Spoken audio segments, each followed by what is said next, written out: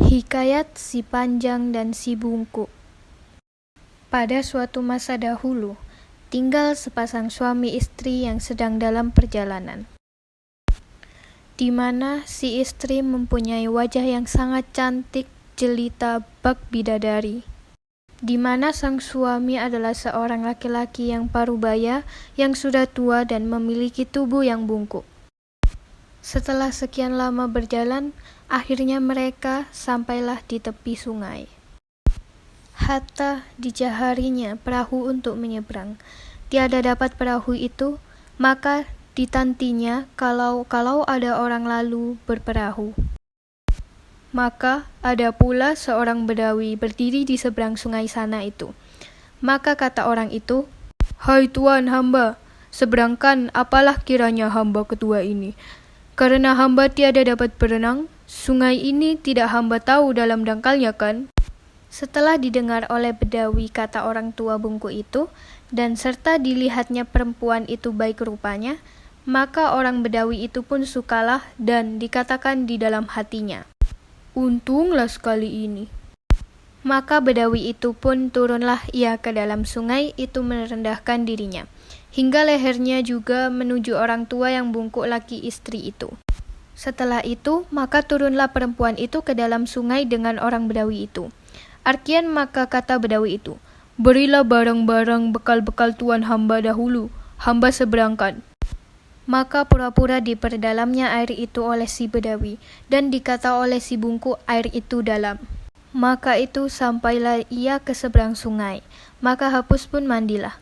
Setelah itu, maka makanlah ia berhenti segala perbekalan itu. Maka segala kelakuan itu semuanya dilihat dari orang tua bungku itu, dan segala hal perempuan itu dengan bedawi itu. Kalakian, maka heranlah orang tua itu. Setelah ia makan, maka ia pun berjalan kelelahan. Setelah dilihat oleh orang tua itu akan bedawi dengan istrinya berjalan, maka ia berkata-kata dalam hatinya, "Daripada hidup melihat hal yang demikian ini, baiklah aku mati." Setelah itu, maka terjunlah ia ke dalam sungai itu. Heranlah ia, karena dilihatnya sungai itu airnya tiada dalam. Maka mengarunglah ia ke seberang lalu diikutinya bedawi itu. Dengan hal yang demikian, maka sampailah ia kepada kerajaan tempat Masyuhuldak tinggal itu. Maka orang tua itu pun datanglah mengadu kepada Masyuhuldak. Setelah itu, maka disuruh oleh Masyuhuldak panggil bedawi itu. Maka bedawi itu pun datanglah dengan perempuan itu. Maka kata Masyuhuldak, "Istri siapa perempuan ini?" "Istri hamba perempuan ini. Dari kecil lagi ibu hamba pinangkan, sudah besar dinikahkan dengan hamba." Maka kata orang tua itu, "Istri hamba dari kecil nikah dengan hamba." Maka dengan demikian jadi bergaduhlah mereka itu. Maka bertanyalah Masyuhuldak kepada perempuan itu, "Berkata benarlah engkau, siapa suamimu antara dua orang laki-laki ini?" Maka kata perempuan celaka itu, "Si Panjang inilah suami hamba."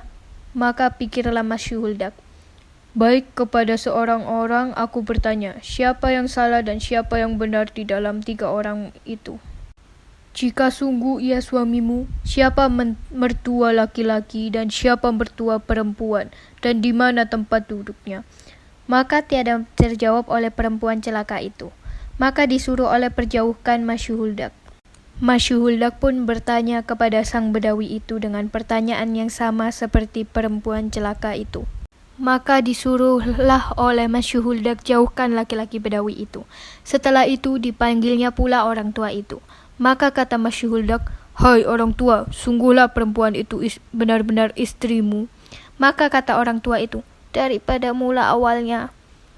Kemudian dikatakannya siapa mertuanya laki-laki dan perempuan dan di mana tempat duduknya. Maka kata Masyuhuldak, dengan sekalian orang banyak itu pun tahulah akan salah bedawi itu dan kebenaran orang tua itu. Maka akanlah disakiti oleh Masyuhuldak akan bedawi itu. Maka bedawi itu pun mengakulah salahnya. Demikian juga perempuan celaka itu. Lalu didera oleh Masyuhuldak akan bedawi itu, serta perempuan-perempuan itu 100 kali. Kemudian maka disuruhnya tobat bedawi itu. Jangan lagi ia terkait pekerjaan demikian itu. Maka tambah-tambah masyhurlah arif bijaksana Masyurdak itu.